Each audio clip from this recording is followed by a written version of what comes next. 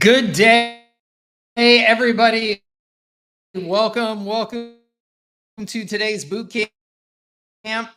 Thank you for joining me.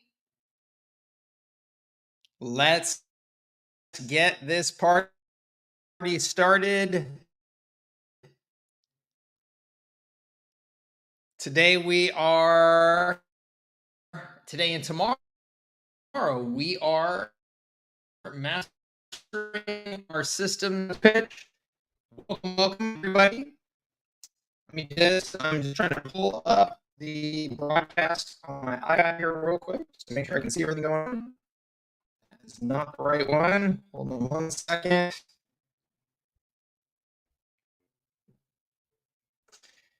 Well, shoot. Hold on here.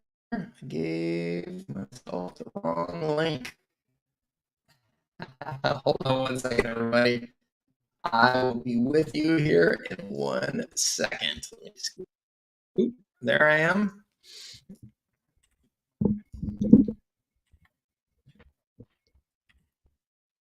All right.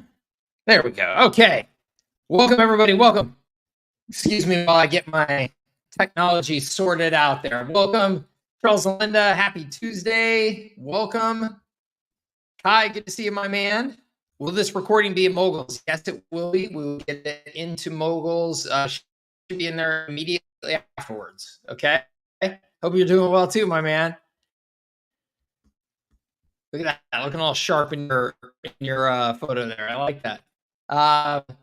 Biz Mercado, awesome. Not able to stay long, Camille. That's okay. Recording will be there. Steve Roman, what is up? Good to see you. Tim Morris, thank you. Dub Hub Marketing Group, awesome. I love it. Feast Marketing. How am I supposed to participate on YouTube or in a leverage circle? You could do it here on YouTube. Yes, which I think you're here now. Horatio, welcome. Snapshots for local SEO 3-pack, no idea. Steve Roman, awesome. AT, good to see you. Yes, hope your week is off to a good start as well. Good afternoon to everyone. Clark, good to see you. Paul in New Orleans, love it. Jason, can't hear me. Can anybody else hear me? Super choppy and slow, cutting in and out. Uh-oh. Not good.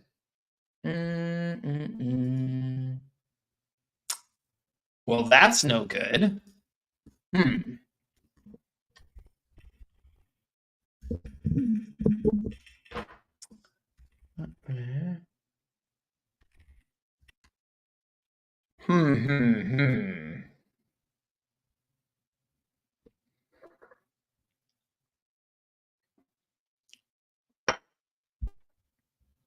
Okay, everyone, give me a minute.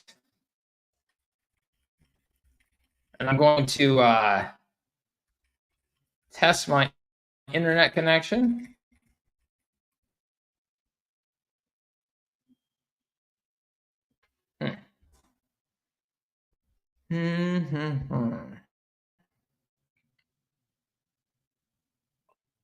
All right.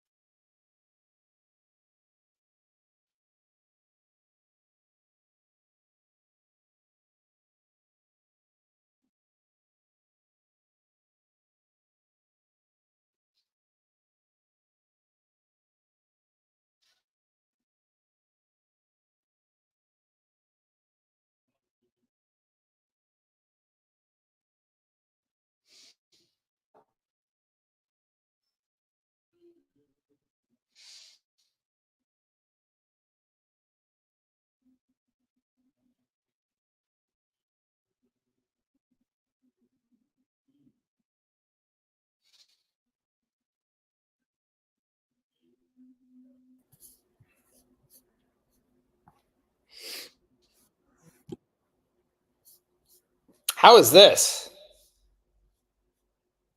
How's my audio and video here?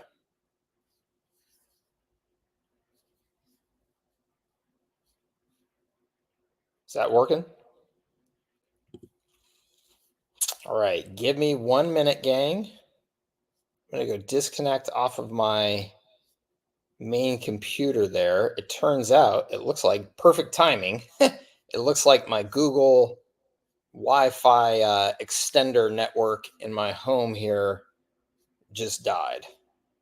So I'm on my laptop now, close to the actual Wi-Fi connection, and I've got a direct link to it, and it seems like that is working. So a little bit annoying that I'm going to be here on my laptop, but we'll take full advantage of all this fancy technology we have, and we will make it work. And you will get to see me hanging out on the couch in the living room. All right, I'll be right back.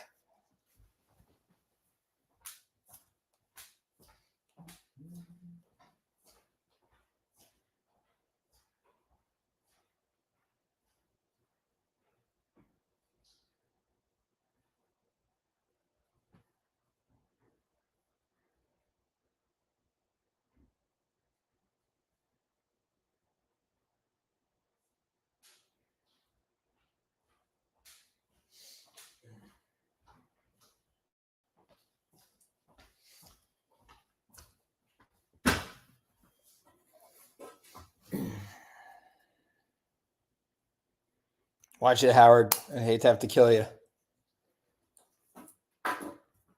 but I would if it was necessary.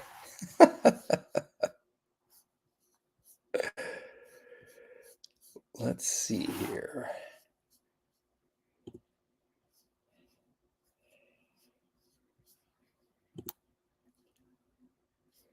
Okay.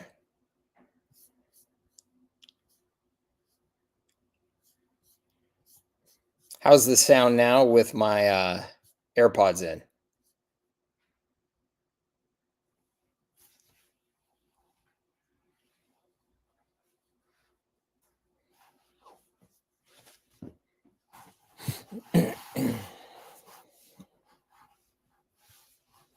Doing good now? Okay. All right, gang. Well, I appreciate your patience and flexibility. And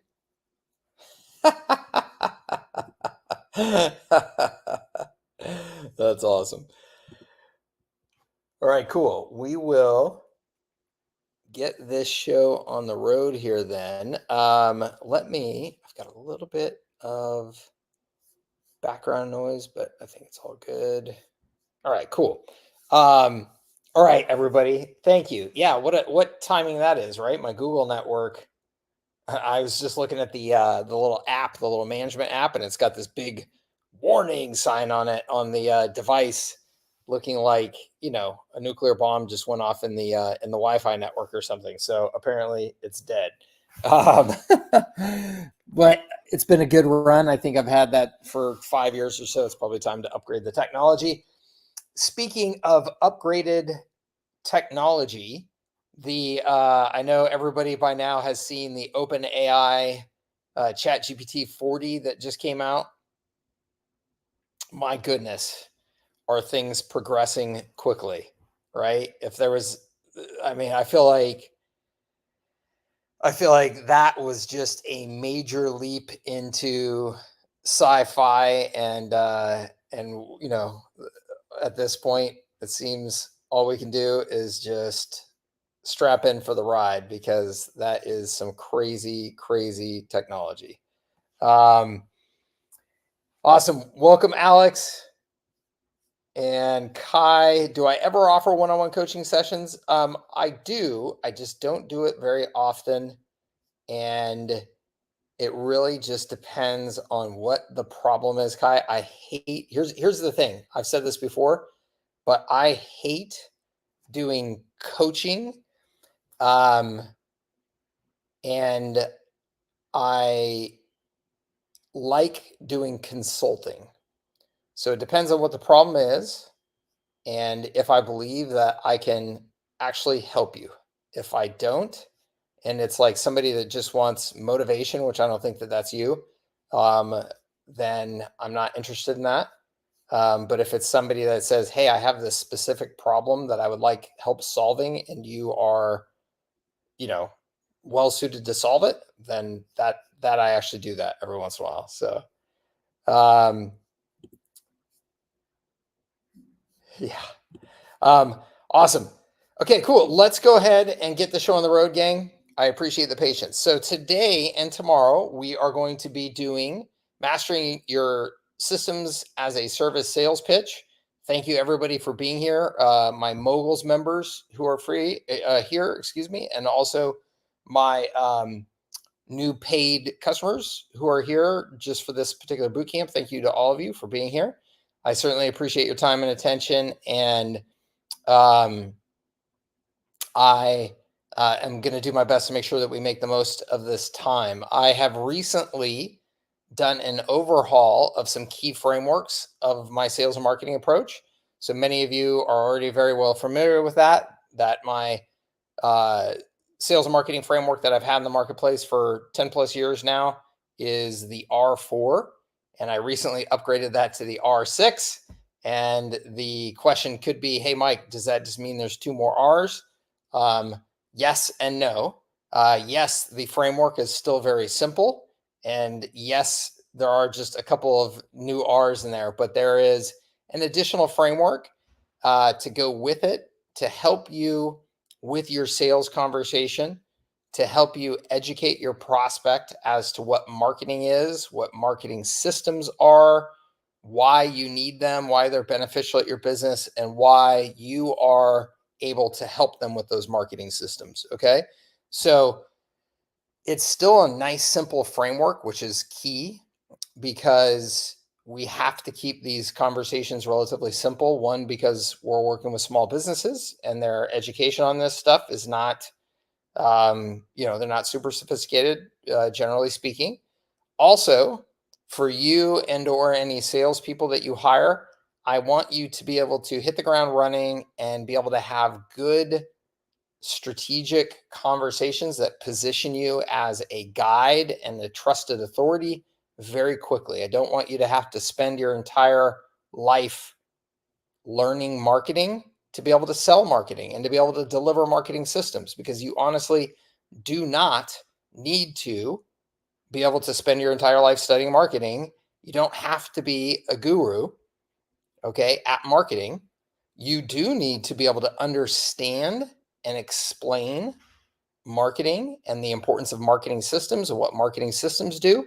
And then of course, between you or whatever teammate you're working with potentially at your business, you've obviously got to be able to install these systems for the customer successfully. But that does not require you to be a guru in marketing either. So just as if I was hiring an employee of mine that was working for my sales team that did not have a lot of experience in this, but I thought, hey, this is somebody that could do a really nice job of selling.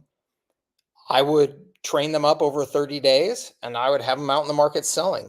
And for the most part, we would do that successfully. And the way that we're able to do that is these simple frameworks that allow them to be successful without necessarily being gurus. Okay. So that is largely what we're going to go through here over the next 2 days. And I say largely because we are going to start with covering strategy, and we are going to start with covering structure. And so what I mean by strategy and structure, I'm referring to the strategy and the structure of the overall sales and marketing process, because it is absolutely critical that you understand that strategy and structure to be able to then benefit from what we'll do tomorrow, which is primarily 3 S's. And I didn't even mean to do that. That's just the way my brain works. 6 R's, 3 S's. Tomorrow will be primarily scripts. So today's strategy and structure, tomorrow scripts. But if you just try and sit down and I'm just going to memorize the scripts, but you don't understand the strategy and structure, you're not going to get the benefit out of it as a business owner, as an entrepreneur, as somebody who's trying to build their business, that I want you to get out of it. You could sell stuff, right? If you just memorize the scripts and, you could sell stuff. So if you just had a salesperson that you were training, they could just go through the scripts. They wouldn't necessarily have to really grasp the whole strategy and structure and why we're doing it the way we're doing it. But you as a business owner, it's critical that you understand the strategy and the structure, or else you're probably not going to fully invest in learning the scripts and using them effectively. And you're not going to learn to do a little bit of maybe the shucking and jiving that you need to do in some of these conversations, because you can't script everything, right? And also, you are going to be tempted to screw up your business. And we got to make sure you don't do that. So as much as this is just a sales training, it's actually a very, very important part of making your business successful in this whole agency world that this is pertaining to. Okay, so that's a little bit of background. As always with these calls, you can chat questions into the comments here, and I'm going to get to them. I'll get to them kind of in phases. I'm going to go through a chunk of the training and then, answer some questions, go through a chunk of the training, answer some questions. Then at the end, we'll do more Q&A as necessary, and certainly tomorrow as well. And I doubt, given our time today, that we're going to have people coming on camera and us having conversations today, but we can certainly make time to do that tomorrow. Okay.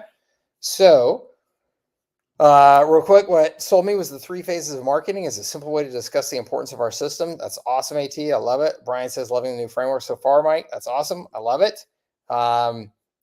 Let's see here. I need to gain confidence with my sales approach. So having a proven structure and system that will help me to sell more easily is what I'm hoping to gain from these 2 days.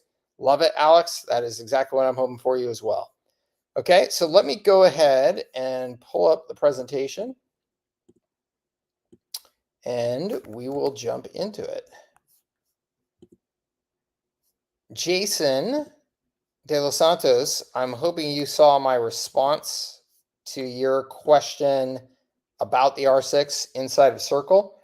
I shot a little Loom video for you there explaining my response to your question. And if that didn't do it, I certainly hope that we can make sure that you get comfortable with the approach here on these calls, because I want to make sure that we address what you brought up there. I think it's a good point of clarification that we need to make sure that we have as a group to get the most out of the system. So, okay, let's go ahead. Let me see. Let me get back to. How do I get back to? Hold, please.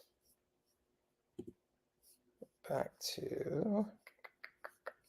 Sorry, all this is a little bit tougher to manage on a laptop with my single screen, but I'll get to it here. Present. Share screen. Sharing screen is easiest with 2 monitors. Yes, I got that. Let's see if we can do this though. Share. Okay. You should be seeing, yes. Okay, cool. Awesome. Jason said he didn't see it, but he'll check it out. Awesome. Cool, Jason. And we'll cover it here during these calls as well. Okay, so let's go ahead and get into it. Mastering the SaaS sales pitch. Before we get into scripts, as I said, we're going to go strategy and structure. This is particularly important for the new folks who are not as familiar with me. Obviously, many of you on the call are not new folks, so I'm not going to beat this up too much. But again, it is absolutely key that we understand the strategy behind this whole thing, as opposed to just the scripts. So for those of you who are relatively new to my world, anti-agency would sum up a very important aspect of my approach to this industry. And what I mean by agency is I just mean that the typical model of selling your time, selling your talent, doing custom projects, billing, again, time-based, that is a terrible model that has been proven over and over and over again not to work in the small business marketplace. It can work if you're selling to massive companies with massive budgets, because they can pay you $500 an hour, $1,000 an hour, and sign you up for projects at $1 million at a time, that type of thing, but that's not small businesses. And so it is absolutely critical that you understand that everything that we are doing in this sales process is designed to support this model of a marketing systems provider. Okay. And so when we say mastering your SaaS sales pitch, I am not referring to software as a service. I am referring to systems as a service. You are a marketing systems provider. And if you do not yet see yourself as a marketing systems provider, I highly encourage you to still stick with this training and then make sure that you go through some of my other fundamental training as to why you need to be a marketing systems provider. Okay. Because if you are not sold on that, again, if you are not sold yet on the strategy, then the sales process is not going to be what you're looking for. And if you are not yet sold on the strategy, we need to have another talk, because I need to challenge your thinking about the appropriate options for business models when selling to small businesses, so that you actually will have a model that will give you what you're looking for, which I know we are all looking for similar things, right? We're all looking for some degree of freedom, self, control, autonomy, having enough financial upside to make the risk of starting and running our own business worth it, rather than having some cushy, salary and benefits and all that good stuff. So you've got to make sure that you are running with the right model, because models matter. Models matter more than just about anything in determining your success. Okay. Doran says, say agency again. I dare you say agency one more time. Exactly. So we are marketing systems providers. That begs the question, what is a system? An organized and coordinated method, a set of components working together as a whole for a common purpose. Okay, so this is not us selling our creative talent and our creative energy. Okay, this is us selling a thing. The thing is designed to accomplish objectives. The thing is made up of a variety of components working together, all, of course, related to marketing. We've got marketing tools. We've got marketing campaigns, right? We've got this variety of marketing activities, but it all comes together in a system. And you need to be really crystal clear that your goal in this business model is to get as many customers on our recurring revenue system as possible. Okay? You need to get as many customers on your recurring revenue system as possible. That is the capitalist pig goal of your business model. Okay. I understand the very important kind of softer side of your goal in your business is like to help small businesses, to help make your community more healthy with stronger small businesses that have a better chance of making money and surviving and all that type of stuff. Absolutely. Okay. I think that your mission and your purpose, of course, as a business needs to have that focus on your customers and trying to improve their lives, but you've got to do it with a sustainable model that makes money, or you will not be around to help them. Okay. And we should all be role models of the possibility to build a good, strong, healthy business for our customers. I've always considered that. I was running my IT business, marketing business, anything. I've always considered it a very important part of my job should be to be a role model for the businesses that I'm helping. Like if I can't show them I'm capable of running the kind of business that they would want to have, then why the heck would they want to put their trust in me to help them do that? Right? So we need to show them that we run a healthy business. We've got a successful business model. We need to be able to look at them straight in the face without blinking and say, here's why you have to pay me month after month, why that's critical for my ability to help you. Okay. And you need to be able to fully grasp the importance of this so that you will walk away from the opportunities that look maybe sexy and appealing because somebody's throwing some money at you, but are not actually good business models, as in that $20,000 website design project that somebody wants you to come do some custom nonsense for them, right? And the next thing you know, it's 6 months from now, you're still trying to collect your money. You've done 800 revisions of this website, right? I don't wish that on anybody. So your goal is to get as many customers on this recurring revenue system as possible. And that is the primary objective of the sales and marketing system that we're going to be going through. Okay. So only sell recurring revenue systems based packages at your business. Burn the boats. This is literally the most important financial decision you will make at your business. This is it. This is the difference between 18 months from now, things are starting to feel pretty easy and you've got this great sense of momentum, versus 18 months from now and you've stopped, started, had what you thought was a good client paying you a decent amount of money, then they fired you and went away, and now you're looking for another decent client and selling your time because you don't have an actual business model. You just got selling your time and you're doing it inefficiently to the wrong customers. Okay.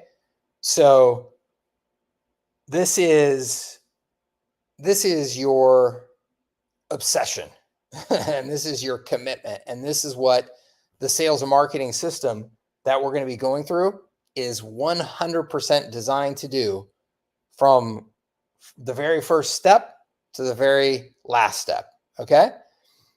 So goals and components of your sales and marketing system. So let's just talk about the goals here first. One is to educate the prospect. Okay, this is absolutely critical, is that you've got to educate the prospect. The small business community in general does not have any marketing background. They don't have any marketing specific education. Lots of them have no business specific education at all. They're not sitting around studying marketing like you and I are. So we've got to educate them, right? Because an educated, informed customer is actually our best customer. We don't want uneducated prospects buying from us, okay? And we don't want to waste our time with uneducated prospects. And we'll talk more about why that is. Qualify them. Our sales process has to qualify them, and our marketing process has to qualify them, right? As much as possible, you don't want to spend time with unqualified prospects. So your marketing should filter out as many of those unqualified prospects before they ever get to you. And we do that by the message that we're putting out to the world. Okay. And so the marketing and the sales, of course, go really hand in hand in all this. So although we are focused in this definitely on the sales side of this whole system, it's critical that you understand that the marketing, and your approach to the marketing, the content that you're using to market, the messages that you're using to market, the consistency of your marketing, just the exact same pitch you would give to your customers about the importance of marketing. You guys need to fully acknowledge the importance of marketing in making sure that you are creating a successful sales opportunity. Okay. It's incredibly important with selling to small businesses in particular that we control the conversation and we control the overall process of selling and buying. Okay, small businesses do not have organized buying processes. And so if you sit down with 100 small businesses and you don't have a framework and a process to control the sales process and control the conversation, you're going to have 100 different sales processes and 100 different conversations. Everybody's going to be different, and you are going to waste a tremendous amount of time and energy and be disorganized. It's a mess. So you have got to have a structure to this whole thing, and you've got to essentially enforce that structure during the sales process. You've got to, you know, firmly, but gently as well, um, bring your prospect into buying into this process of how you're going to sell to them, so that they understand it's in their best interest as well. And in the scripts, we have some ways of doing that, but primarily it's honestly just by communicating to them, hey, we have a process. Here's why it works. Here's what it looks like. Is that okay? And just by leading them in that way, your prospects are going to get a lot of confidence and be willing to follow. Okay. It's going to position you as the trusted authority and guide, which obviously is incredibly important if we are selling to some extent expertise. Okay. Even if what we're delivering is this system, we are selling expertise. Even if we're not selling our expertise in the form of consulting or anything like that, it's selling time and access to us that way. We are still selling that our system has been created using some degree of expertise, right? So we want to communicate that. We also want it to position us as the preferred option. So this is what we call first position. First position is, we want the prospect to be thinking of us first when they're asking these questions in their mind. Man, I wonder who I could get to help me with this stuff. We want them to think of us, of our business first. That's the most valuable position in business, right? And then this, on the sales side of things in particular, needs to position us for both upfront cash collection and recurring revenue. Okay, I've already hit you over the head several times there at the beginning about the critical importance of recurring revenue to us in this business. But at the same time, we want to have the opportunity to get upfront cash as well, because we need to be able to fuel the costs of our business on the sales and marketing side, on the growth side in particular. And in particular, until we get enough recurring revenue stacked up that we don't have so much pressure, right? At some point or another, you can get enough recurring revenue stacked up that you can easily fund your sales and marketing. As long as you're not trying to grow 1,000% every year, you can easily fund your sales and marketing just out of the revenue that you're generating as a business. In the earlier days of your business, as you're trying to get that recurring revenue built up, the cost of acquiring the customer has to come from somewhere. Okay. And as much as possible, we want our sales and marketing process to help us control those customer acquisition costs. That's what CAC is, to control those customer acquisition costs, so that we're not letting those costs get out of control, but we're also collecting upfront cash from enough of our customers to help us fund the sales and marketing to acquire those customers. Okay, because as many of you are familiar with my model, I advocate that you have service packages that are out there at like $297 a month, $497 a month, $697 a month. If you're working your hiney off to sell somebody for $297 a month, and that's all you get, that can be hard to eat on for a period of time, right? So we've got to get some upfront cash to help us as well. Obviously, the sales and marketing process needs to convert them into customers. And then finally, it needs to keep you from being an agency. Okay. The entire nature of this process and the frameworks and the scripts that I'm giving you are to keep you or keep your sales team or whoever it is away from selling custom time and talent services.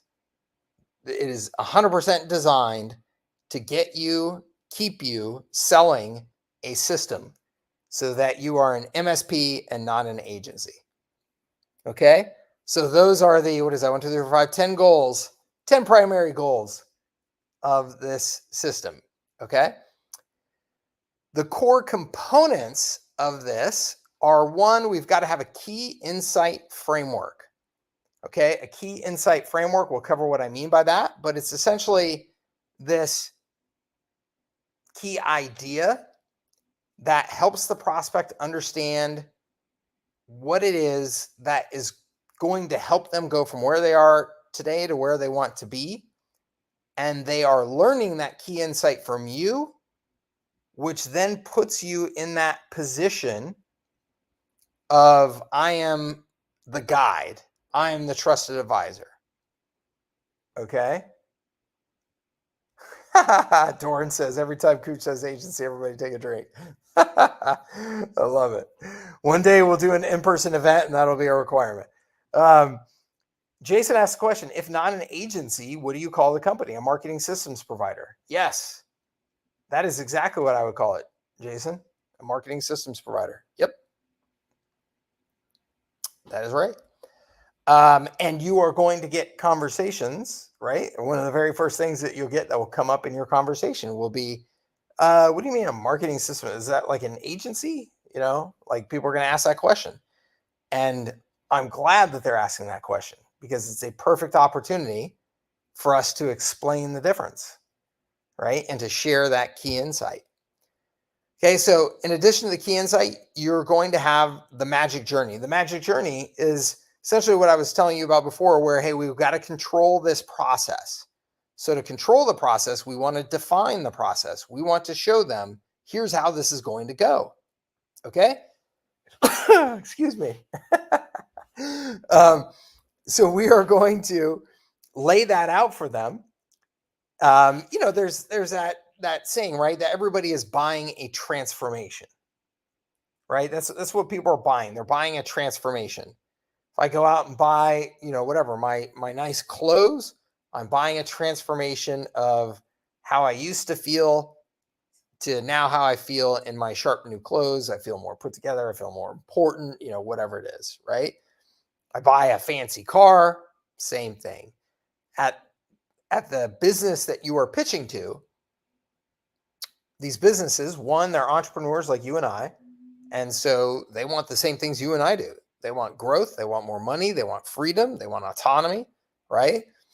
And then they also want, specifically for what we are selling, they want to go from a company that's having a hard time with growth, having a hard time with revenue generation consistency, having a hard time with having invested in marketing before and it didn't work. They want to go from there to being a business that feels like they got their shit together, right? It feels really good when you feel like, oh, I've got this stuff figured out. I don't have to stress every day now that I don't know how to generate customers and I don't know how to make enough money, right? So that's where they are today. That's where they want to go. Our journey is to show them, here's how we're going to get you from here to there. Okay. And then the signature system. The signature system is your unique approach to the system that you're selling. So this is a really, really key point that anybody who comes to me and says, Mike, I'm selling high level and I'm struggling. How do I sell high level? And the first point is you should not be selling high level, right? High level is a completely commoditized software platform. You should be selling your signature system, and your signature system should be unique to you. It should have a unique name. It should include high level in the system, right? Although we won't call it high level, we'll call it whatever you're white labeling the software as. That will be one component of the system, but there is more to it than that. And it's going to have its own name because it will be something that you uniquely created. And you can leverage the heck out of what I'm providing for you, what high level is providing for you, but still you're going to make it yours so that when you're out talking to people in the marketplace, you're not selling the exact same thing that they are. Okay. What's critical is that all of that we just described is being designed for our target customer. Okay. Our target customer is the system buyer, not the tools buyer. This is why we're not out there selling high level. It's one of the reasons why we're not out there just selling high level. We're not selling to tools buyers. Tools buyers are people that sit down and go, oh yeah, there's a piece of software I want. They sign up, they put in their credit card, they start using it, right? It's very self-service in most of the cases in today's world. And they are taking ownership of the doing of their marketing, right? Like internal to my team here, whether it's me as the business owner or I've hired a marketing team or whatever it is, we are going to own this marketing function at our business. And so we are deciding what tools we're going to use and we're getting after it. We're learning the tools and we're getting after it every day. That's not the majority of small businesses. The majority of small businesses are not trying to do their own marketing by learning marketing tools and marketing strategies. That is not what their plan of attack is. Their plan of attack is, I'm going to do more roofs today. I'm going to do more plumbing today. I'm going to put in more landscaping in backyards today. I'm going to cook better pizzas and deliver them, right? That's what they're thinking about. So we're not selling to tools. We're also not selling to agency buyers, which is what we've already covered. We're not trying to sell to people who want us to do custom this and that and to own our time. Okay. We're not trying to be a fractional employee to a bunch of small businesses. What we're after is this customer right in the middle, the systems buyer. The systems buyer, it's critical that you know their psychology. They're saying, hey, I don't have any time for this stuff. I want to focus on my trade. I'm making pizzas, doing better landscaping, whatever it is. But I need a system in place to help me run my business and get me customers. All right. So it's got to be affordable. Therefore, it can't be custom, although they won't say that. Everybody wants everything custom. I mean, if they can convince you to do all your stuff custom for them because they think that their business is unique, well, then of course, shame on you for being talked into it. But yeah, if they can do that, then they'll do it, right?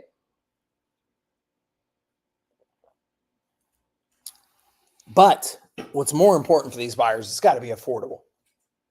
And it can't be something that they're going to sit down and do on their own. They're not tools buyers. They're systems buyers. Okay.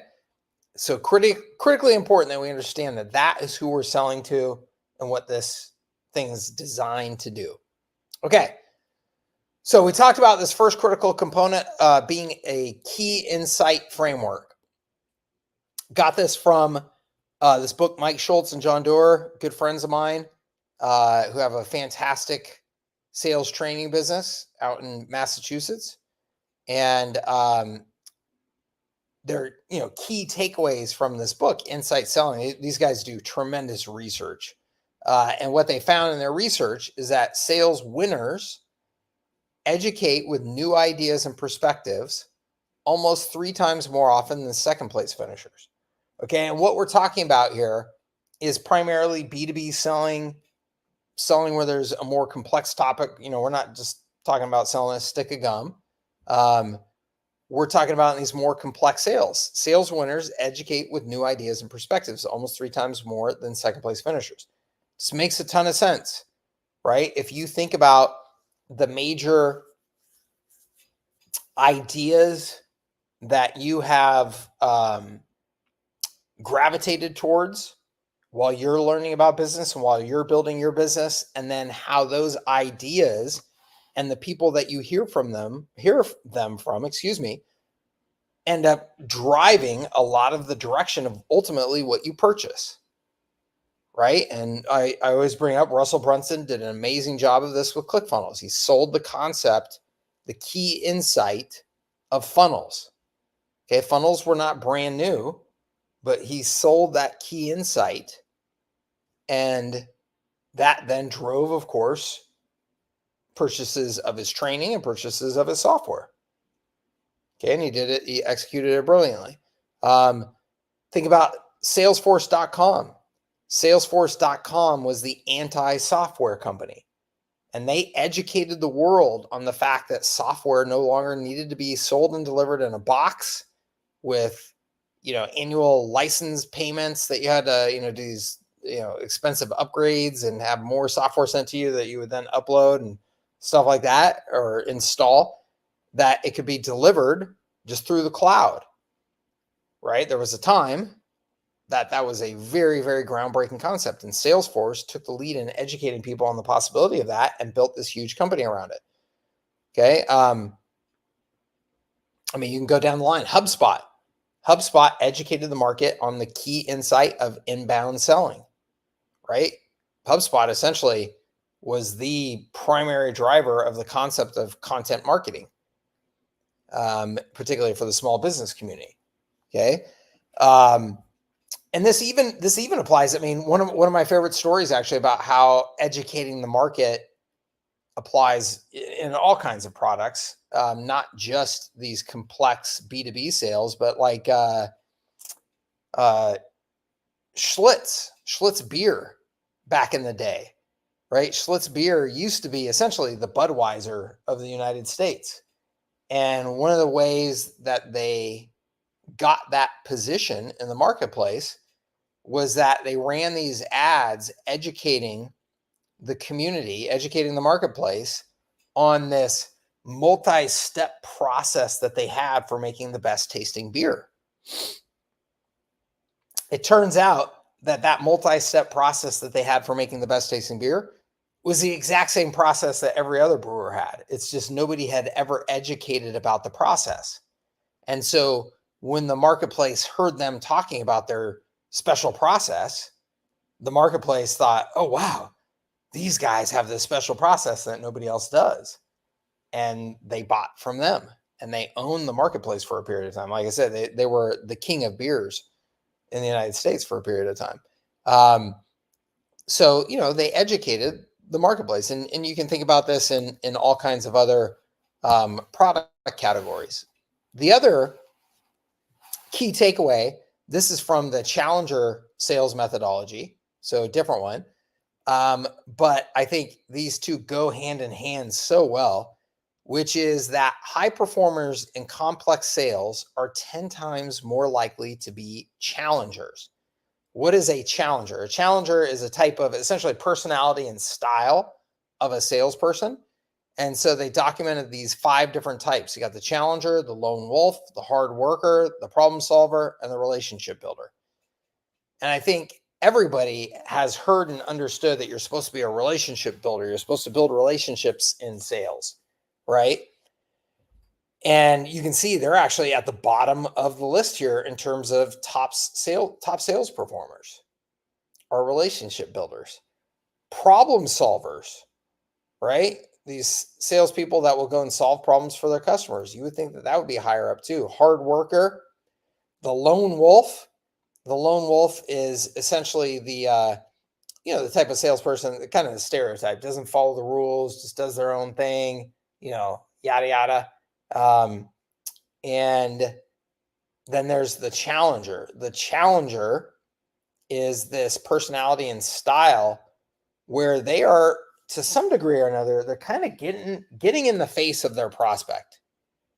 It's as if, I want you to imagine you got a meeting with a prospect tomorrow, and that prospect isn't really picking up and committing to these concepts of marketing that are critical. And instead of just trying to sell them, the challenger would push them, right? The challenger would not defer to them and let them go, yeah, I just don't really think marketing is that important, or that it's not that important for our business, or whatever. The challenger would push them. They would say, hey, look, respectfully, all the data says that you're wrong. And here's why. And here is the key insight that you're missing to understand why that is. And again, it's done in a respectful way, but it's pushing. And when you combine those two things, I have a key insight that I know is critical for my customers to hear and understand to create a breakthrough at their business. And then I'm not afraid to really challenge my prospect rather than just trying to sell to them and, just kind of agreeing with them to, try and keep the prospect happy, that you're actually willing to push them. Okay. That combination is the highest performing salesperson. Okay, so that's, again, a lot of the origins of where the sales training system comes from. And Mike Schultz and John Doerr from this book right here. These guys, when I started Everon, my IT services company in Boston, these guys were the guys I turned to initially to help me think through and strategize and design my sales approach. That then has turned into my sales approach, for the last couple of decades now. So I actually knew Mike from business school. He finished up business school, I think just 1 year before I did, and had started doing this sales training based on his research before he was even done with school. And I got to know him there, and I was starting my business. And I said, yeah, look, I'm selling to small businesses, but I need a strategic consultative sales process. But it's also got to be fast. I've got to control costs, all that stuff. So I worked with him to design it. And then that's where we are today, right? Is kind of the outcome of all of that. So it's kind of fun that 20 years later, still able to tie back to what it is that they're teaching, because that Insight Selling book, that's a more current book. So the key insight. Okay, what is the key insight of our sales approach here? This is absolutely critical. So the key insight, again, is a noun. It's the idea that clearly communicates the what is the solution to the problems. The idea that clearly communicates the what that is the solution to their problems. Okay, going back to Russell as an example, if I was having a hard time selling and I heard Russell Brunson make his very compelling pitch about a funnel, right? I would have this light bulb moment and go, oh, it's a funnel. No wonder I've been having such a hard time selling. I don't have this multi-step process where I'm taking them through and selling them, a low ticket thing at the beginning and then upselling them and yada, yada, and all that, right? That was the key insight. In our case, the key insight comes from our friend Michael Gerber and the book, The E-Myth. This is one of my favorite business books of all time. It is an absolute must read for every small business entrepreneur. So if you have not read it, you need to hop on Amazon right this second on your phone, order it, and be reading it within 24 hours. And if you have read it, I would encourage you to get another copy, read it again, and I would encourage you to get 10 copies to use in your sales process here. Okay, because this is a great prospecting tool. But anyway, the E-Myth, absolutely groundbreaking book for small businesses, and what the main points that it covered, the main insights that it covered in this book are: one, that most small businesses do not start with any understanding of what it actually takes to be successful running a business. Okay?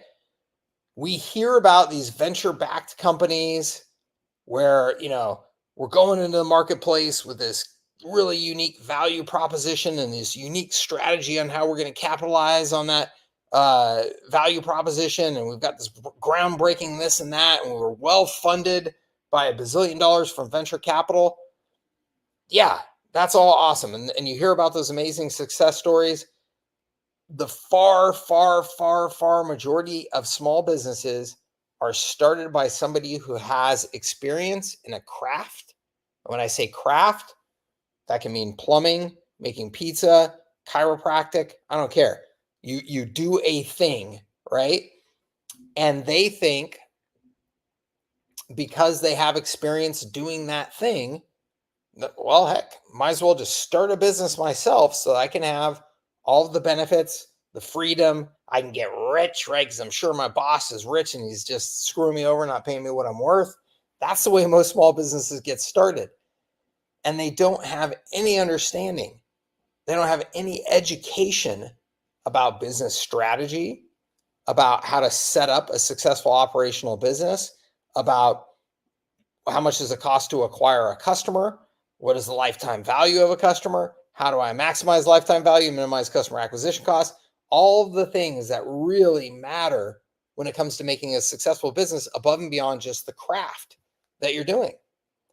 And so, one, that's an important key insight that you realize those are the customers you're selling to. They did not start their business with some strong business education. Okay. And then, two, the second major key insight about this book was that small businesses lacked systems, and that it was the lack of systems that was causing them to be in this never ending chasing their tail, right? This never ending, just being on a treadmill that seemed to just be getting faster and faster, and they were having a harder and harder time keeping up. Okay. The lack of systems means that most small businesses are 100% responsible on the talent of the people that they hire, which, as we all know, is really hard to come by in today's world. It is really hard to hire people. It is really hard to pay them well enough to get the best people. It's really hard to pay them well enough to motivate them to really want to give their all. And this is more true the smaller your business is.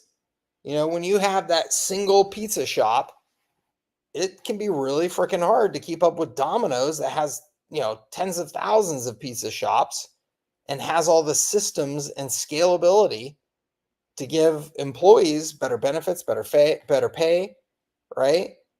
So these small businesses are in this terrible struggle where they don't have the systems in place to run their business effectively, which makes them 100% reliant on people, which are incredibly hard to come by and incredibly difficult to compensate in a way to motivate them and keeps them.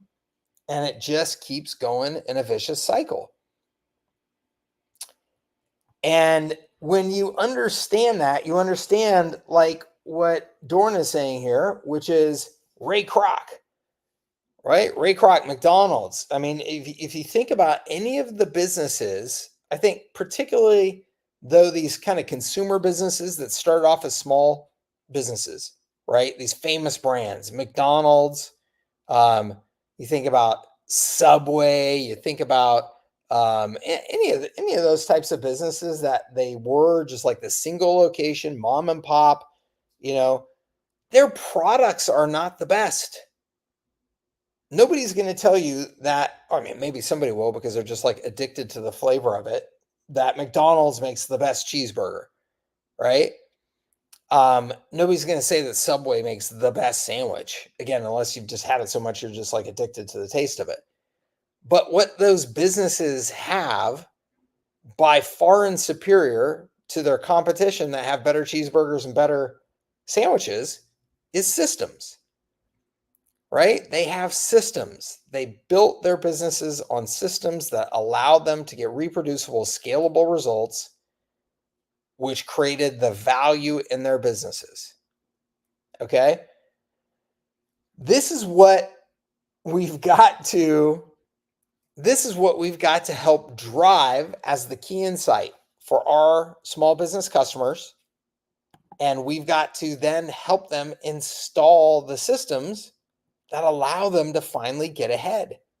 And this is what is so stinking exciting about this industry right now, is that High Level has made this possible for the first time. Really, High Level has made this possible for us to do this because they've taken the combination of the tools, which the tools already existed, right? There was already Infusionsoft, there was already ClickFunnels, but they combined it with an economic model that allows us to actually do this business in a way that makes money for us so that we can afford to put these systems in properly for these small businesses, do it at the right rates, still make money, right? That combination of factors did not exist before. You could sell Infusionsoft and you could get your much smaller percentage, your whatever percentage of the recurring revenue. but it wasn't nearly enough to build a business off of, really. You could resell ClickFunnels and, similar type of thing. But high level, for the first time, really combine the combination of these integrated tools, and obviously they keep going, and the economic model that allows us to build an actual business around it so that we can do this properly for our customers. It's super exciting. I am so damn confident that 10 years from now, high level will be considered the operating system of the small business community in America, and probably elsewhere too. But I am 100% convinced of that.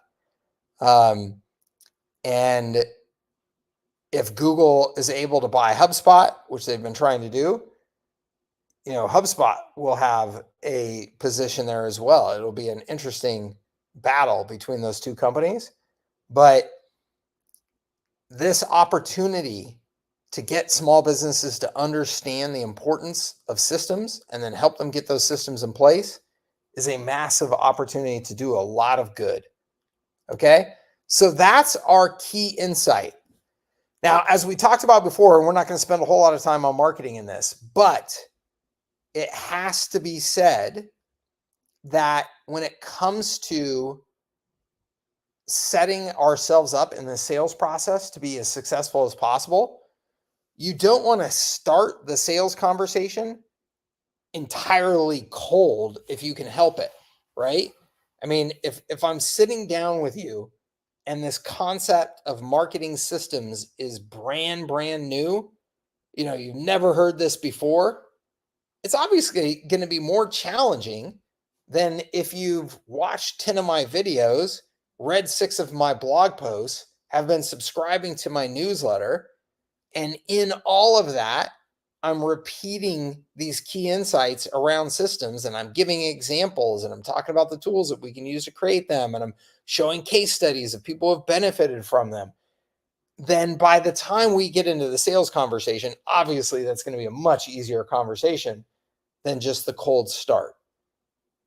And so our marketing strategy, we want to be marketing both foot in the door and systems at the same time. Okay, because I know what I hear from most people is they're like, Mike, what's the offer I can market that's going to get somebody to buy from me right away?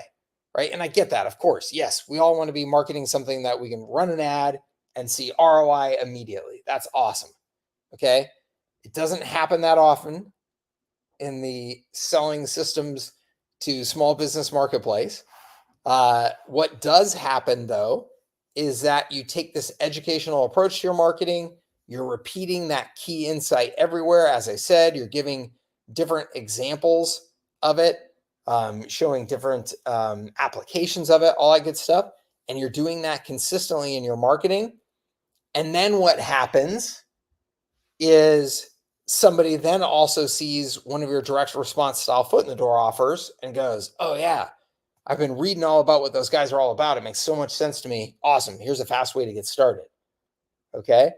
But if you're not doing this part of the marketing process and you're just doing essentially sell, it's a much harder place to be in. And so you've got to take this long-term approach of investing in this concept of this key insight so that you're building this infrastructure around that key insight that people are going to be pulled into your world because of it. HubSpot is the perfect example.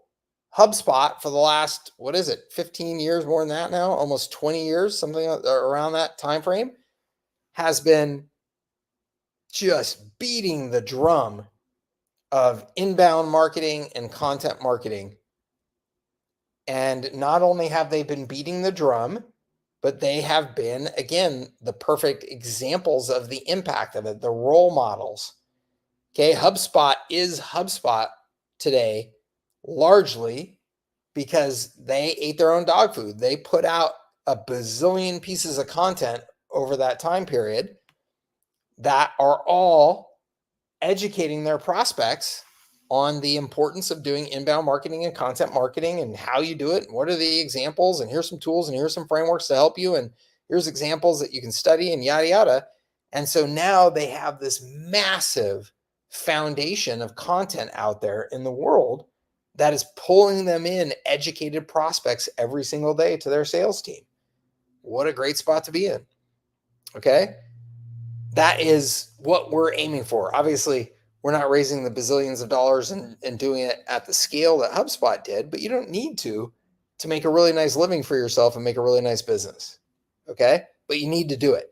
And so again, making sure that before we start getting into, really the sales side of this, that you are completely bought into that key insight yourself, and that you are bought into incorporating that into all of your marketing, okay, and into your sales conversations. AT says, how do you pitch the surge as more than just a setup fee? We'll go through that, AT, for sure. Super important. Okay, so now we're getting into the two key frameworks here of the R6. Okay, so we've been educating about systems. We've been putting out content about systems. Maybe we got a webinar, we're talking about systems, all this type of stuff. As part of that, and also as part of our conversation with a prospect, we want to be educating them on what is marketing and how do we even approach doing marketing successfully. Okay, this is a new framework. For those of you familiar with my R4 did not have this. I added this in the R6 because I realized I was having lots of conversations with prospects, again, where I'm trying to control the frame of how we're thinking about this whole thing. And when I say this whole thing, what I mean is the problem that the small business feels that they're experiencing and how they're going to achieve this transformation to get rid of that problem. The far majority of them can't even really articulate, here's what that problem is, because they don't have the education around marketing to even know. All they know is, man, I need more customers. I'm stressed up to my eyeballs. I need to be making more money. And I ran an ad with such and such, and that didn't work. So what do I do now? I'm sick of chasing my tail. I'm sick of burning money on marketing that doesn't work. What the heck, right? That's where most small businesses are. So I want to control then how we start thinking about this and approaching this, because they are uneducated and I don't want to be at their mercy. I don't want to be at the mercy of their lack of education and their emotional frustration, because that's where they're at. They're uneducated and they're frustrated. I don't want my sales process to be at the mercy of that. So I'm using this framework to educate them on, hey, let's take a step back. Let's even talk about what marketing is, how we do it, and what are the keys to success, so we can just get some agreement on that. Does that sound good? Sure, that sounds good. So in the discussion of this, which we'll do more tomorrow in the scripting of it, but we say, well, marketing is made up of these three key phases: attract, convert, and retain. We need to attract new prospects. We need to convert them into customers.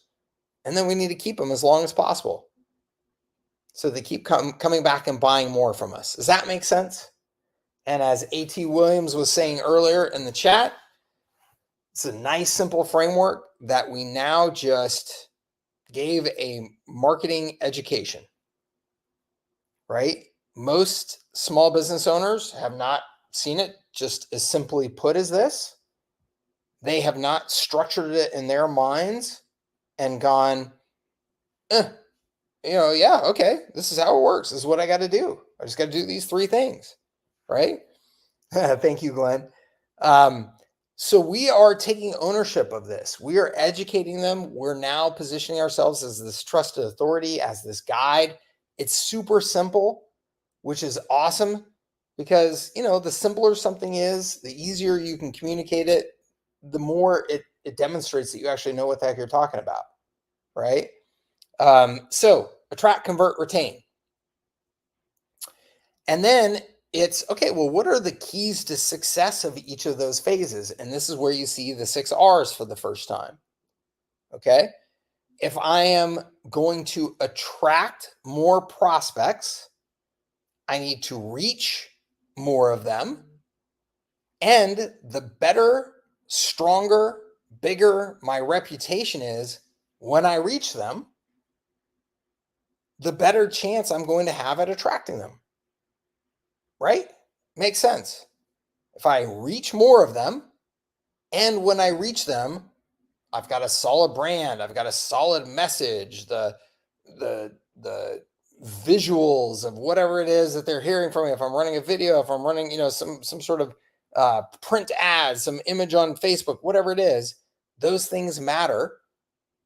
If I had already heard through word of mouth from some friends that they already tried this business and they love it, those things matter. So that when I see that ad for the first time, I go, oh, yeah. I've heard good things about these guys. Let me check them out. So reach and reputation are the two critical factors when it comes to attracting. When it comes to conversion, it's readiness and remarketing, which remarketing is a fancy R starting word for follow-up, right? So readiness is how ready am I to do business with a prospect when they finally come knocking? And this is critical. This is where we talk about how small businesses don't pick up 64% of their phone calls. Small businesses don't have missed call text back, and so they don't immediately engage with that prospect when they miss the call. If you leave a voicemail at most small businesses, probably not going to get a call back. If you email many small businesses, you may never get an email back. If you comment on social media about a business, or you send them a direct message, very likely you'll never get a response from them. Right? There's all of these signs of businesses not being actually ready for business. And this is a killer. This is a killer in the small business community. And this is where like AI chatbots and stuff like that are just such an opportunity to help them, because every small business is missing out on a massive number of opportunities because of their lack of readiness. Okay. And then similarly, we all know how important follow-up is, right? To getting deals done. Remarketing is, like I said, a fancy word for follow-up. It could be follow-up email sequences. It could be follow-up phone calls from salespeople. It could be retargeting ads. That would all fit into remarketing. You combine those two things to give you the best success possibilities when it comes to conversion. Okay. And then the last one, retain them. How do we retain them? Reliability. So reliability, I mean, of the delivery of the customer experience. So if I go to In-N-Out Burger today, I want it to be the same awesome In-N-Out Burger that I got last time and last year and 10 years before that. And I want the nostalgia of the whole In-N-Out experience. And I want, kids wearing clean uniforms and smiling at me and able to actually talk to me and all that good stuff. And I want the 50s music playing in the background and all of that. That to me is In-N-Out Burger. That's why I go to In-N-Out Burger, and I want that experience every damn time. Okay. Versus, we all know there's a lot of restaurants you go to, and sometimes the food is hot, sometimes it's not. Sometimes the person working there actually greets you and seems to be able to have an intelligent conversation with you, and sometimes it's a disaster. And sometimes the bathrooms are gross, and you're like, oh my God, I don't want to see the kitchen. If that's what the bathrooms are like, I'm never coming back here again, right? That's a business with reliability problems. That is not your responsibility. That is the prospect that you're dealing with. That's their responsibility. That's how they run their business. That's why I have it in bold there, just to remind you, hey, that's not you and your marketing. That's them and how they are delivering the customer experience. Okay. And then finally is reselling. So once we have a customer, do we keep selling to that customer? Do we keep making offers? Do we stay in touch with them? Right? That's what reselling is. Okay. So those are our 6 success factors to go with our 3 phases of marketing: attract, convert, retain, reach and reputation, readiness for marketing, reliability, and reselling. Alex says, could you break down some of the features that you would use for each R? Yes, Alex, we will do that in depth tomorrow. Okay. So that is our R6 framework number 1. And then R6 framework number 2. And this is a really important transition that we make here. And this is what Jason had asked about in a post in Circle that I was referring to earlier. Okay. So we just laid out these phases and we laid out these key success factors. And now we go to the second framework. Okay.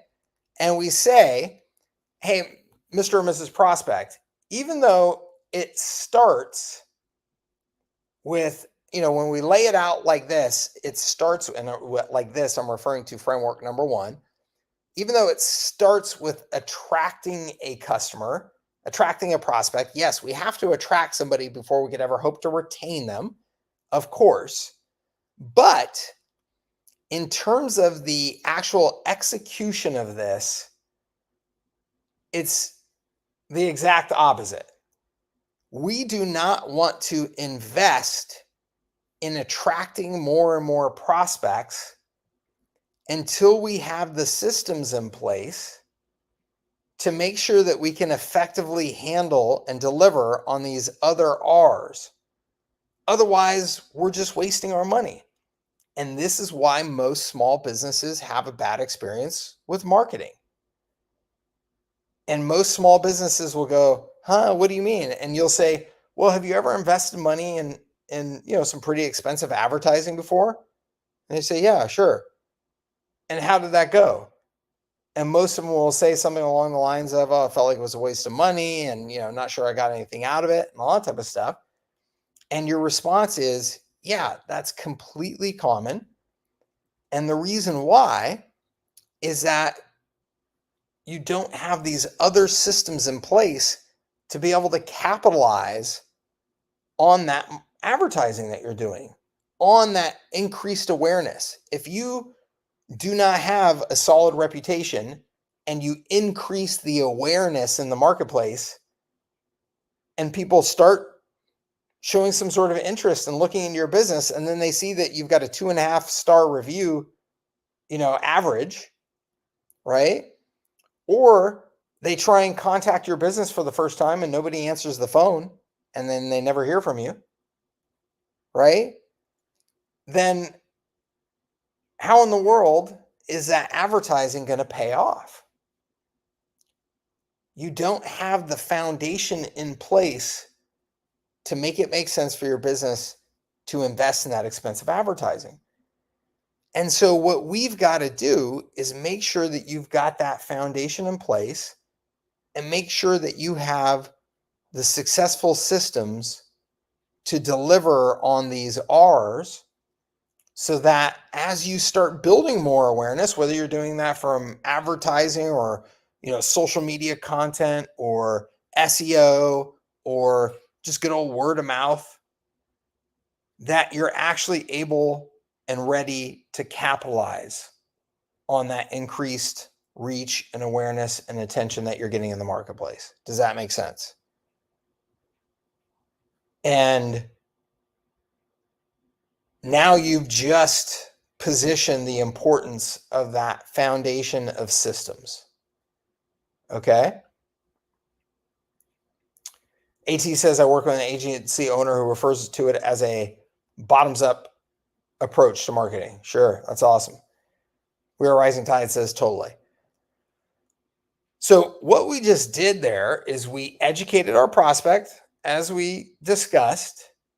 We gave them the key insight of systems and got this, hopefully, breakthrough with them to understand, hey, look, if you don't have the systems in place to manage this stuff, then getting more attention to your business is just kind of throwing money down the drain. And that's why if you've invested in expensive marketing before, advertising before, creative campaigns, and they haven't seemed to do you any good, this is why. Okay? And it makes a whole ton of sense. Okay? It makes a whole ton of sense. Just like, it's made a huge impact on my business that I now have the high-level chat widget all over the place. That's made a huge impact. I have so many conversations with so many prospects through that chat widget now that I didn't have before, because that's an additional form of readiness, right? That wasn't available to me before. I guess it was available in some form or another, but I didn't use any of the other, chat widgets because my experience with them is that they were too much of a pain in the butt and complex to use. So now with High Level, with their chat widget, I have tons of conversations. So when I'm creating all those YouTube videos, they're getting people coming to me and getting attention and getting awareness. And they now land on my page and they have a question and they engage and we respond to it. That makes a huge difference in our ability to then ultimately convert them. So we have now given this 1-2 punch with these two frameworks. Before I move on, because those two frameworks really are, do you understand why we have those two frameworks? And do you see how they set you up to sell a foundation of systems instead of focusing on just more marketing activity in the form of advertising or whatever heck else they were going to hire you to do, or expensive custom design projects and things like that? Do you guys get that? Do you guys understand why those two frameworks are what they are and the importance of having that conversation with your prospect? Let me know before I move on.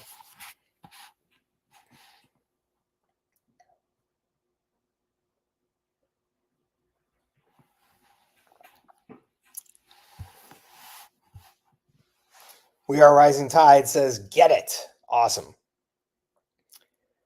Everybody else is either asleep or they need to get the new chat GPT so they can talk to their computer and have it respond. Man, some of those demonstrations of the new chat GPT just blew my mind. Did you guys see the real-time translation to Italian to English? My goodness. That just, I feel like we're just watching a whole new world. Let's see here. Yes, they make it easy to educate the customer on the need for the systems and not just more ad spend. Awesome. David Allen says, are you explaining this from the bottom up or down? I explain it from, I start with doing the flip. So what I mean by the flip is I start with that. Hey, over here, we talked about reach first, but now I'm showing you in the second framework that reach is actually last. It's the top of this pyramid. And the reason why it's a pyramid is because we've got to build this foundation first before reach makes any sense. And then I'm starting at the bottom and going up. Okay. And particularly, I'm starting with reliability, reputation, and readiness. Okay. I'm starting with those because reliability, I'm saying, hey, Mr. Prospect, I don't think I need to tell you that if we go do a bunch of marketing and you guys aren't delivering, the products and service and customer experience that your customers expect, there's only so much marketing is ever going to do for your business, right? And they go, yeah, okay, cool. And reliability is the most important factor that's going to determine your reputation. But there are lots of things that impact your reputation that we can actually influence as marketers. Here's what they are, right? So then we go up there. And then we say, now look, I know you guys are incredibly stressed, just like every small business is. You don't have, as much team as you would like to. You don't have as much time to train that team as you would like to. You don't have, money to just throw at these problems. And because of that, unfortunately, most small businesses are low on this factor we call readiness, which means that my guess is you're probably missing a decent amount of phone calls every day. You probably have no idea right now if somebody has sent you a DM on Instagram, yada, yada. So you're missing these opportunities to respond to the prospects that could be interested in doing business with you. So instead of spending on advertising, we need to have the systems in place to capture that low-hanging fruit first, right? So then we're going up. Yeah, David says, got it. Cool. Leo says, taking notes. Awesome. Feast Marketing says, still synthesizing. Awesome. A.T. Williams says, yes, it's imperative to have solid foundation before you start to bring attention. Yes. Lee Reynolds says, love it. Awesome. Wouldn't readiness and reliability be below the reputation because they are what builds your reputation? Zach. Zach, the answer is yes and no. And I would say don't overthink this too much. I mean, like if I was having a conversation with you as a prospect, Zach, I would say, you know what? That's an absolutely great point, and you could certainly make that argument because these things all really impact each other, right? Your reliability impacts your reputation, your reach, and if you're investing in social media content and stuff, impacts your reputation. So they all this stuff absolutely works together. You're right, and this is not meant to be like, this isn't meant to be overly rigid, but it is meant to generally illustrate we need to have these things down here before we go investing in the cherry on top. Okay. Jason says, I think I get it now. The customer journey, attract, convert, retain, but the R6 is built in reverse order, almost like you can't sell a physical product without having the product in hand. Yeah. Nomad Marketing says the system is the sauce. Yes. Fred says this is awesome. Do you have a PowerPoint we can use to teach the R6 framework from? Yep. Sam says it's amazing how this is all common sense, but it's never thought about in this order. Loving it. Awesome. Paul says it's not hard. It's hard not to get sucked into their narrative of what they need. How do you flip the combo? Paul, it's incredibly important that you practice managing the conversation. Okay. And learning to do this in a way that positions you as a guide and as a challenger. And we'll talk about this in some of the scripting tomorrow. But that's one of the reasons why I talked about that challenger personality at first, is because if I'm sitting with you, Paul, and I'm taking you through this, and you start going, yeah, but Mike, what I really need is, this. I saw these guys running this ad on Facebook and yada, yada. I have to have the skills and also the rapport to be able to go, hey, Paul, I hear you and I hear your concern. And I definitely understand that strategy that you're referring to and why you think it's important. Bear with me here while I take you through these frameworks, and we will address that in our conversation. And I think you'll understand why we need to focus on certain things first before we jump right to that, or it's not going to have the impact that you want for your business, even though it's having the impact that you see on somebody else's, right? So we've got to be strong enough to challenge them. Otherwise, you're right. We'll just get yanked all over the place by somebody in their narrative. And you can't let that happen with small businesses. Okay. And you will get that, Paul. Some of these conversations you're going to lose, right? You're not going to sell everybody. So some of these conversations, you're going to realize this is not somebody I should be trying to sell to. They're not willing to swallow my Kool-Aid. They're not willing to take my key insight. And if they're not, that is not a good prospect. And those are the ones where you've got to have the guts to not screw up your business and learn to walk away. Okay? You have got to be brave enough. You've got to have the courage to walk away, because that is a disqualification. You just disqualified that customer. That's an important part. Remember, one of the goals of this framework is to qualify, which means that if we're going to be qualifying, we're going to be disqualifying too. Okay? So those are the ones that you want to walk away from. Okay?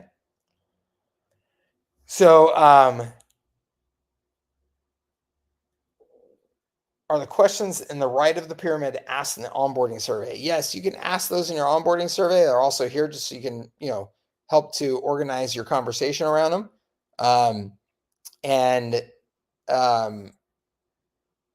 Less so in the onboarding survey, though, and more in the audit. Okay? Mike says, I think when people see how easy a solution is, it's go for them. Awesome. Okay, cool. Good. Thank you for responding to my question there about those frameworks, because it's critical that you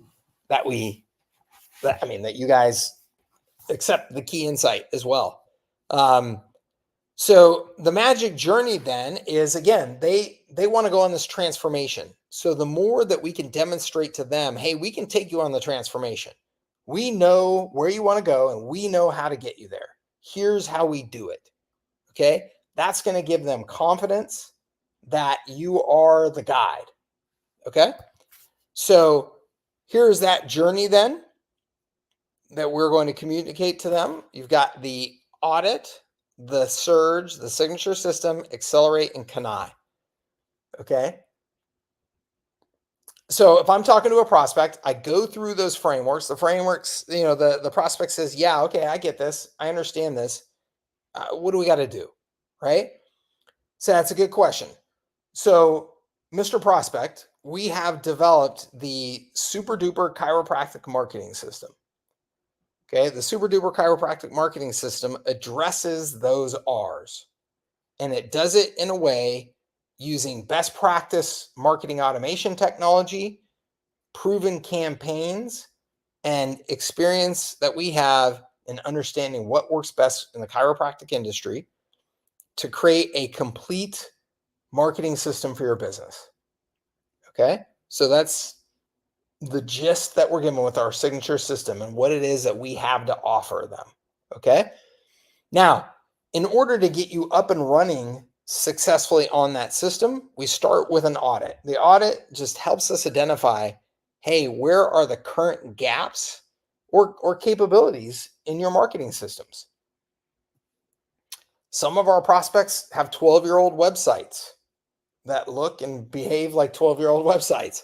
Some of our prospects just invested in a brand new website a month ago and spent $15,000, right? So we don't want to then tell them, oh, you just blew your money with your $15,000 website. Let's, start over. That will offend them and annoy them, and they'll want to kick you out of the room.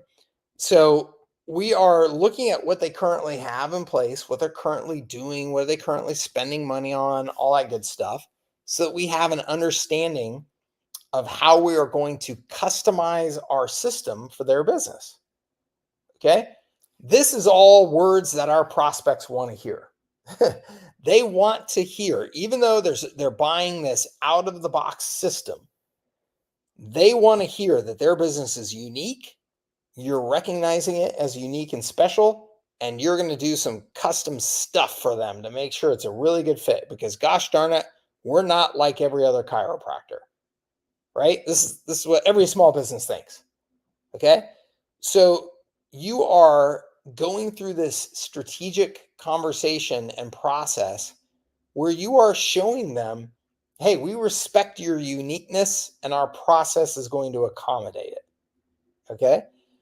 And then that is going to identify for us what exactly we're doing and what we call the surge.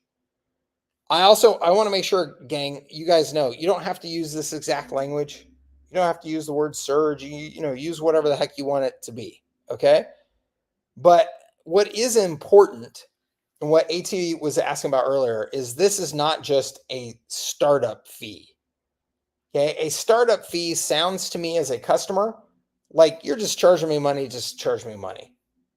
It's kind of like you just said, it's like when you go buy a new car and you look at all the how they've come up with the price, and then it's just got that line on them. I can't remember what the line item that they call it now. I've seen it referred to as different things, but it's like,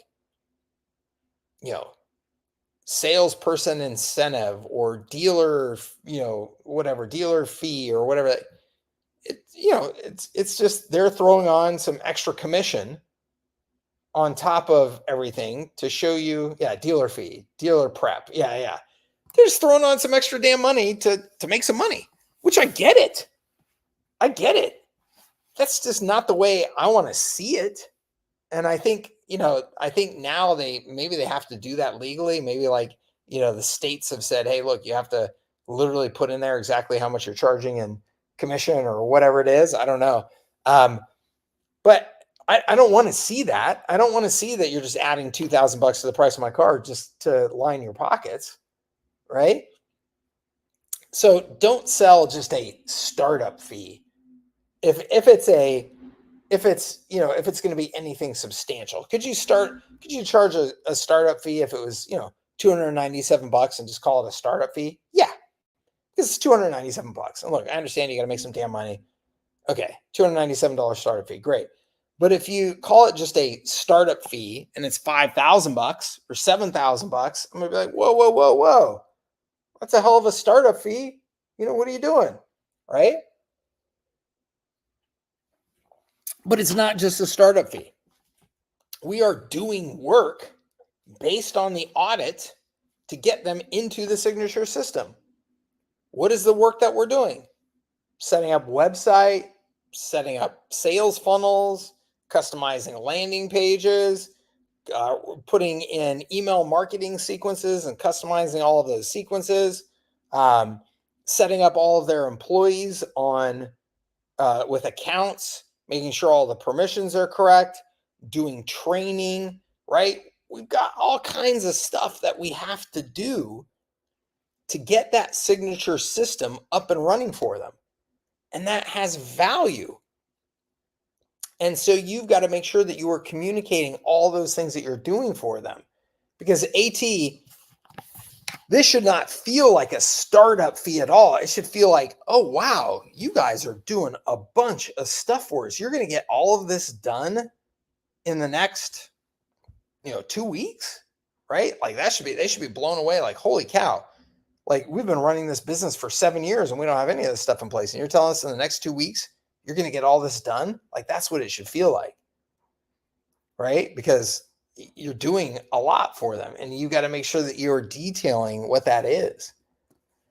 Not every customer is going to get a new website, of course. I'm just using those as examples, okay? And your surge fee should be appropriate for what it is that you're doing based on the service you're selling. If the service you're selling doesn't include building them a new website, well, then obviously the surge fee is going to be less than the service you're selling them where it does include building them a whole new website, right? So, we've got this range that our surge fee could be in depending on what you're doing for them. Okay. And then that gets them set to actually start being on the signature system every day. So now we've done this surge, which includes setting up their employees, doing training, that type of thing. And now they are on the system using it every day. That's when we're charging them the $297, $497, $697 a month.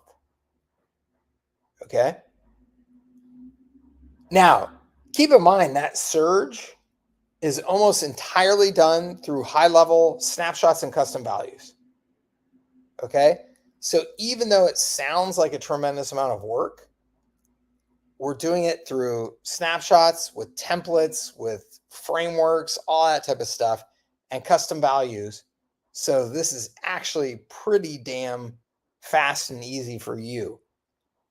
So that surge that you're charging them for really should be very, very high margin and really help contribute to your cost of doing business, to your cost of acquiring customers, right? If you get 5,000 out of that surge, 3,500 of that could be essentially pure margin to go back into covering your sales and marketing costs and running your business.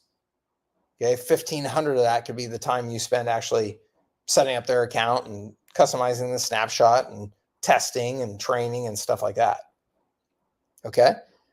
But, you go over to HubSpot's website, which we don't have to do it right this second, but go over to HubSpot's website. They are not selling systems. They're just selling tools. They're just selling software. And look how much they charge just to set up their customers on their software. They're not even building them new websites and things like that. They're just getting them up and running on the software and training them. $3,000 for their base marketing package, $7,000 for their larger marketing software package. I mean, so when you sign up for HubSpot, you're going to be paying $3,000 or $7,000 or so in initial costs to get you set up on the software and get your team trained. Right? So HubSpot's doing it. You guys can do it and you can have a ton more margin in it because of snapshots and custom values. So the signature system, again, this is when we're providing them everything that we're providing them. They're paying us on a monthly basis. They're using the system. Accelerate is really pretty darn optional for you as an agency. It really depends on what all services you want to offer. But let's say that you wanted to offer some more of those reach services. You wanted to help manage campaigns for them, do social content and posting for them, things like that that are going to help them get more reach, more visibility. That's where you would then say, after we have you up and running on the signature system successfully, after your team is used to it and you're comfortable with it, then we will sit back down with you and we'll talk to you about potentially investing in these reach services, the top of that pyramid, based on your goals, based on your budget, all that good stuff, to determine, is there additional investment that you want to make in your marketing? A lot of small businesses decide we don't need to invest in that. Now that we're picking up all of our low-hanging fruit, I don't need a bunch of new expensive advertising. But if you have greater ambitions, you may want to invest more in those types of services. And that's what the accelerate phase is. And then an important aspect of all this is what we call CANI, which is constant and never-ending improvement. And that is just the acknowledgement that over time, these systems need to change. The marketplace changes, technology changes, customer expectations change. And so we are acting as your marketing team to constantly be working to improve this system, bring you new features, bring you new capabilities, bring you new campaigns and things like that we've tested, so that you know that with your continued investment in this system, you're not just getting stagnant, the system is improving, and we're acting as that marketing department that you don't have to really keep an eye on this stuff for you and help you bring it to your business. And the awesome thing about that is that High Level is constantly doing this for us, right? High Level is constantly improving the technology and bringing new features and bringing new capabilities. So now you're going to automatically get to bring that to your customers, which is huge. It's going to make it look like you've got this team and, you know, that you're constantly really investing in development, which is fantastic. So,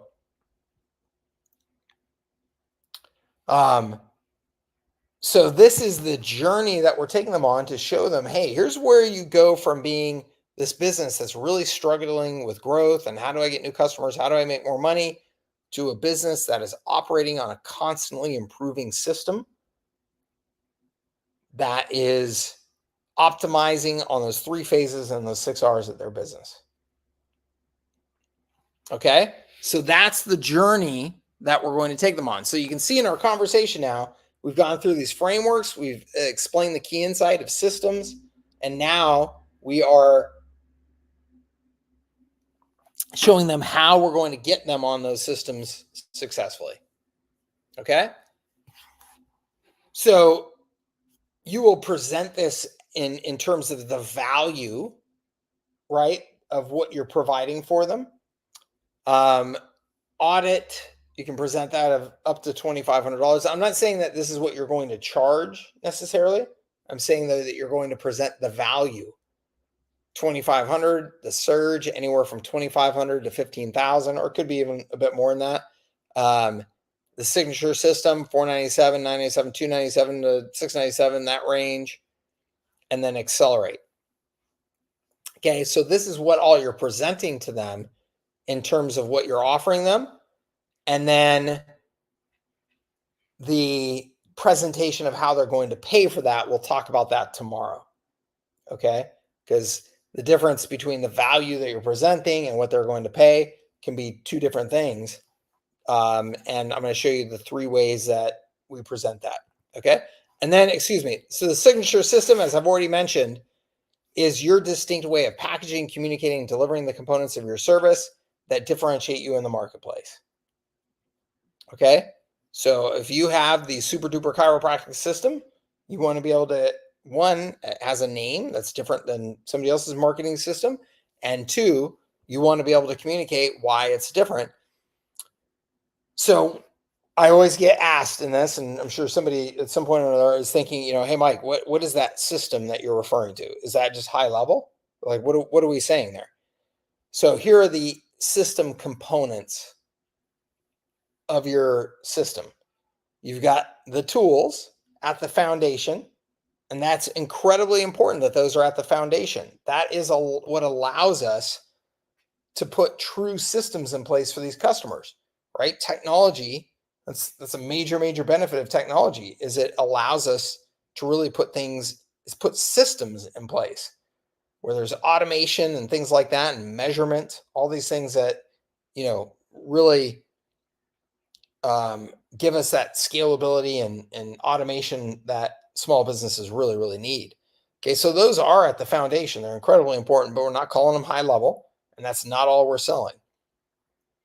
And then on top of those tools, you are providing marketing assets, campaigns, workflows, content, templates, all the things that you build into high level to make high level actually useful, right? If high level didn't have somebody who had built out campaigns in it, workflows in it, content, landing pages, funnels, all those things, it would just be tools.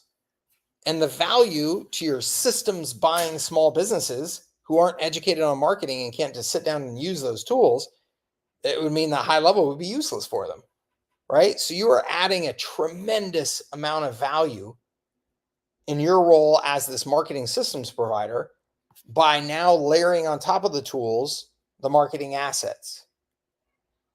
Okay. And then you have whatever degree of management, training, support, ongoing services, and agency services. Yes, I use the word agency services because there may be some agency services that you want to add on top of your system services. So this is just like when Kai asked earlier, hey, Mike, do you do any one-on-one coaching calls? That's not my model. My model is selling access to my program, selling access to high level, wrapping my programs around it, right? That's my model. That's my foundation. On top, are there some services that I could offer, some occasional coaching and live events and things like that? Yeah, that's the cherry on top. That's designed that way for a reason, just like this is designed this way for a reason, okay? Because I don't want to do the services that just suck up all the time in my life, okay? And neither do you, and you shouldn't, okay? But you may want to offer some degree of that on top of the system. And certainly you're going to have to offer, some training, some support, things like that. And then at the very top of this pyramid is what I refer to as leadership, right? The best businesses in the marketplace provide this leadership that keeps their customers following them, continuing to buy into them as the business that they want to work with, right? And you do that by you continuously learning, testing, improving the system, training your customers, educating your customers, helping them level up their business, helping them level up their lives, right? These are all things that the best businesses will do more of this stuff.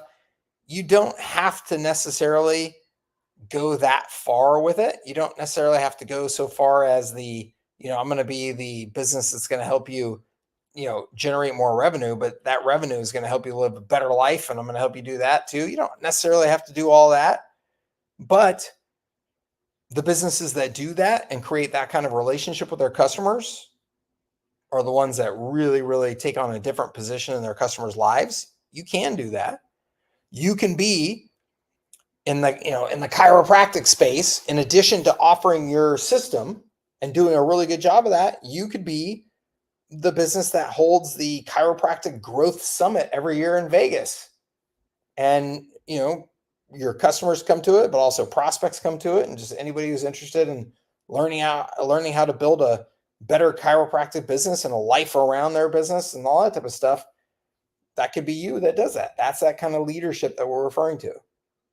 Okay, that's up to you to determine how far you want to go with that. But the first 3 layers there are the ones that every signature system needs to really incorporate into that system that you've created. Okay, that's what you're selling. That is what you're selling. That is what this entire sales process is designed to drive people into. Okay. I believe that is it. Look at that. Even with our delay, we got right through it. So I'm happy to answer any questions that I can here on day one content. And then tomorrow, as I said, we're going to take those key frameworks and we're going to get into nitty gritty of how we, go through the sales conversation so that we are saying all the things that we need to say. We're asking all the questions that we need to ask. We're responding to things appropriately. We're going to get into that nitty gritty tomorrow. Okay. Any questions that I can answer on Charles says scripts? Yeah. Any questions that I can answer on any of this? Let me know. Jeff says, where can we find the R6 snapshot? You can't find the R6 snapshot yet. Okay. The R4 snapshot, Jeff, is still the one that's out there. And that's still the one that you're going to use for your sales and marketing.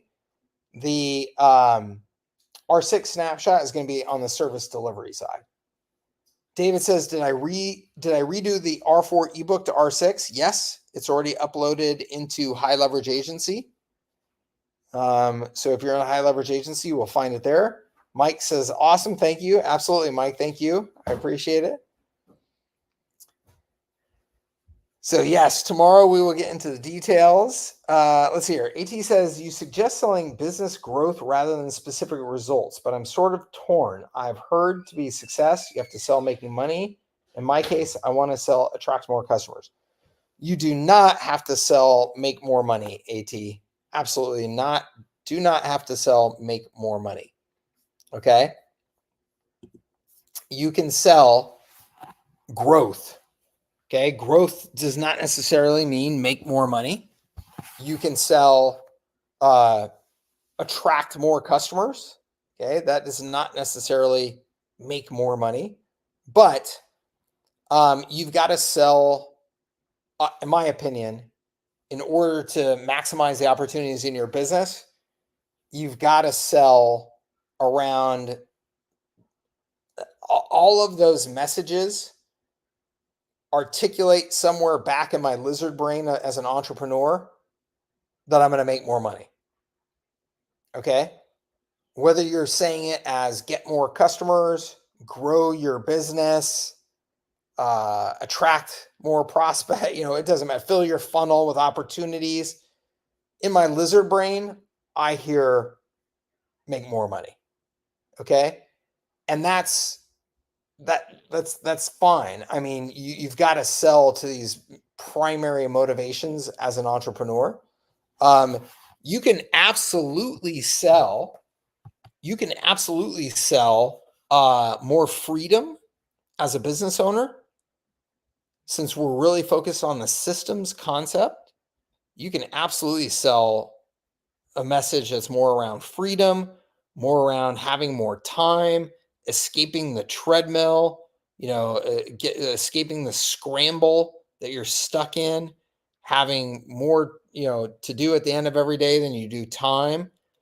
Those are all symptoms of businesses that are running with ineffective systems, right? So you can sell that message as well, for sure.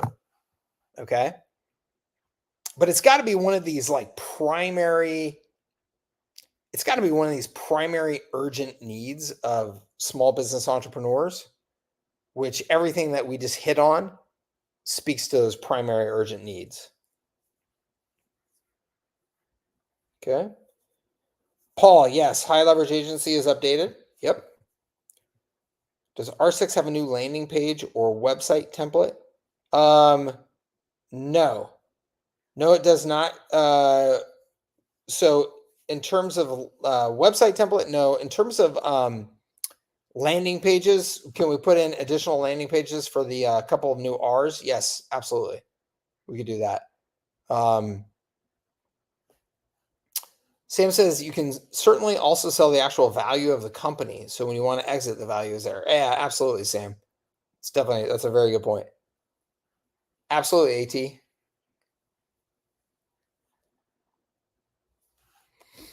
Yeah, all good questions and good points of clarification there. Cool. So I hope that today what we accomplished, big picture strategy and structure of the sales and marketing process, so that my goal is that, let this percolate a little bit tonight. Let this percolate on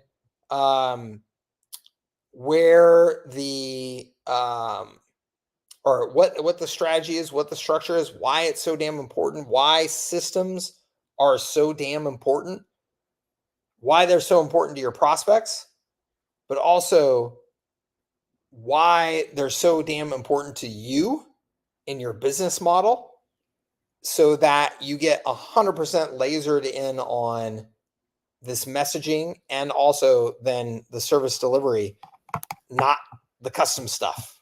Okay. Let's see here. Trying to find the R6 book in Go High Level Agency. It's in High Leverage Agency, David, to make sure you're in the right course. It's in a High Leverage Agency, and it is in the How to Sell section, but it's in the templates and resources is really where to go get it. Okay. Fred says, I noticed I don't have access to the High Leverage Agency. How do you get access? Yes, contact support, Fred. Yep. Alex says, would you talk about different strategies to attract or to reach the right type of clients who need strategies in their business?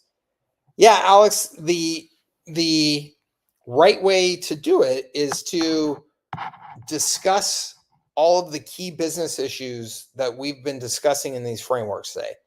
So discuss the challenges of businesses that don't operate by systems, the challenges of businesses that are relying on time and talent, the challenges of entrepreneurs of not having enough time at the end of the day, the challenges of not knowing how to predictably get customers. Okay. And all of this relating back to systems. Okay. So you're creating content that just that speaks to all of those messages. Those messages, right? The bait attracts the fish. So if all of your messaging is just, I've got cheap software for you, then what are you going to get? You're going to get customers whose primary concern is, I need cheap software. If you put out content that is discussing why most small businesses struggle to grow, and it's because they don't have systems thinking and systems in place at their business, and here's why that's important, you're going to get customers that read that content and go, shit, yeah, gosh, that perfectly describes my business. And that makes total sense to me. I've got to get out of this nightmare, right? So you've got to put out the right bait, and the right bait is the nature of the content and the message that you're putting out there in the marketplace. Okay. Charles Linda, thanks, Mike. See you all tomorrow. Awesome. Drinking time with my wife while we brainstorm. Awesome. PT says, I have an extremely hard time selling. I cold call a lot. Do you have any tips for the approach? I do, PT. We can go through those tomorrow. And the first answer is, let's get you in position to not cold call very much, because that's a tough way to grow a business. Fee says, can you talk about running ads to funnels, drive sales versus booking calls with this service framework? Yes, but the short answer for you is that you should not be expecting to drive sales from ads in funnels in this business. That's the short answer. Look at the way HubSpot does it, Feast Marketing. HubSpot is 20 years ahead of you, and they do content to an opt-in to have a salesperson follow up with you. That's what you should expect to do too. Okay. So you need to understand, in this business, the reality is you're going to be having conversations with prospects to sell them. They're not going to go to your shopping cart and magically, and that will happen as you are in the market, consistent with your message for, 2 years here, and customers have been hearing about you, reading about you, and maybe they talked to you 15 months ago, and then they show up out of nowhere and just pop their credit card in and buy something, absolutely, that will happen. But that's not what you should expect for the far majority of your sales. And it's definitely not what you should expect when you're getting started and you don't have any of this dialed in yet, right? Your message isn't going to be really on point. You don't have a bunch of good content out there yet. Like, you got to be realistic. Okay. Awesome. Thank you, Business Growth Systems. Paul, that's Patrick. Paul says, this is the first time I heard the message, even though I have been hearing this from you for a while. I guess I had wrong thinking. Okay, Paul. Well, that's awesome. Glenn says, what is the email for support? The email for support is help@servicesthatscale.com. Help@servicesthatscale.com. Okay. This was excellent. Thank you, Mike. Strategy and structure key. Love service delivery. Awesome. Thank you very much. Awesome. What you bring is always so useful, simple, practical, and easy to implement step by step with everything you provide for us. Thank you. Thank you. That's awesome. I love that. Thank you so much for saying so. I appreciate it. All right, gang. We are going to wrap this up. Thank you so much, everybody, for attending day 1 of boot camp. Thank you for your patience with our technical difficulties. My guess is I will not get this network replaced by tomorrow's call, if I have to guess. And so we will probably see you same time, same place at the couch here tomorrow. All right. Awesome, everybody. Thank you. Have a great rest of your day. Go get after it. And we will see you same time, same place tomorrow. Okay. Have a good one. Bye-bye.